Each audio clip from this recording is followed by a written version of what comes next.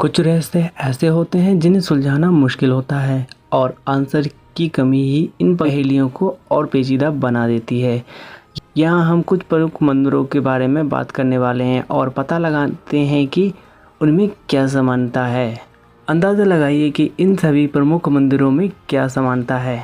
यदि आपका आंसर है कि ये सभी शिव मंदिर हैं तो आप सही हैं, लेकिन अगर आप भारत के नक्शे पर देखते हैं तो आप देखेंगे कि ये सभी मंदिर एक सीधी कतार में बने हुए हैं। ये सभी 79 डिग्री देशांतर में स्थित हैं। आश्चर्यजनक और हैरानी में डालने वाली बात यह है कि सैकड़ों किलोमीटर की दूरी पर स्थित इन मंदिरों के वास्तुकारों ने बिना GPS या किसी उपकरण के बिना इन सटीक स्थानों का पता कैसे लगाया होगा। आपको जानकर हैरानी होगी कि भारत में ऐसे शिव मंदिर हैं जो केदारनाथ से रामेश्वर तक एक सीधी कतार में बने हुए हैं। आश्चर्य है कि हमारे पूर्वजों के पास ऐसा कौन सा विज्ञान और तकनीक थी जिन्हें हम आज तक समझ नहीं पाए। उत्तराखंड के केदारनाथ, तेलंगाना के कालेश्वरम, आंध्र प्रदेश के कालहस्ती, तमिलनाडु के अकेश्वरम, चिदम्बरम और अंत में रामेश्वरम मंदिर को 79 डिग्री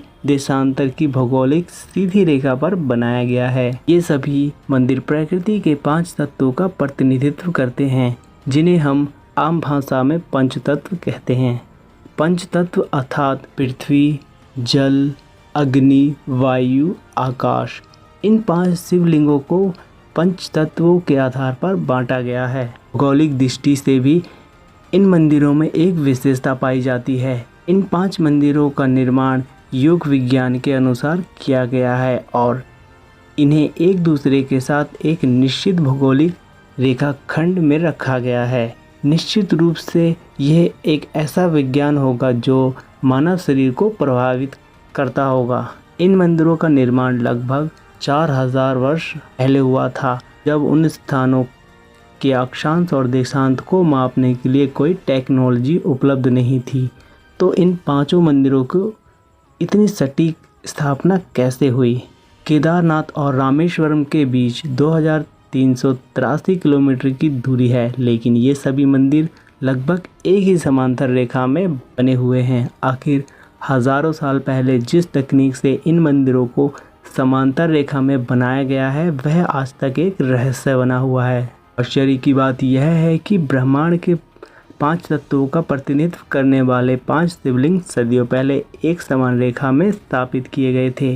वास्तव में हमें अपने पूर्वजों के ज्ञान और बुद्धि पर गर्व होना चाहिए कि उनके पास वह उन्नत विज्ञान और तकनीक थी जो शायद आधुनिक विज्ञान भी अभी हासिल नहीं कर पाया है। ऐसा माना जाता है कि केदारनाथ से रामेश्वर तक एक सीधी रेखा में केवल 5 मंदिर ही नहीं, बल्कि इस रेखा में और भी कई मंदिर हो सकते हैं।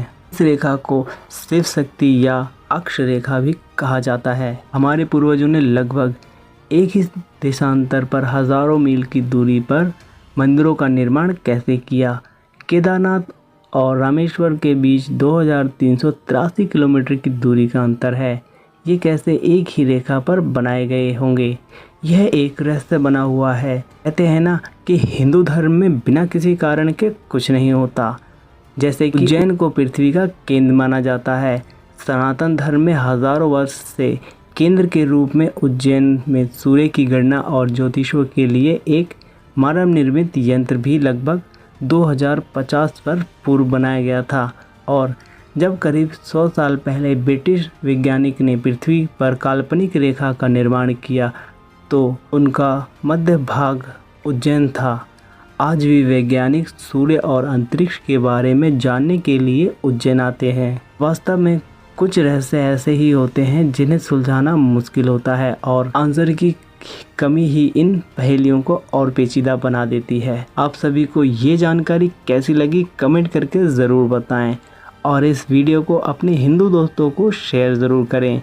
अगर आपने मेरे चैनल को सब्सक्राइब नहीं किया है तो मेरे चैनल को सब्सक्राइब करें ताकि मेरी आने वाली नई वीडियो आप तक सबसे पहले पहुंचे।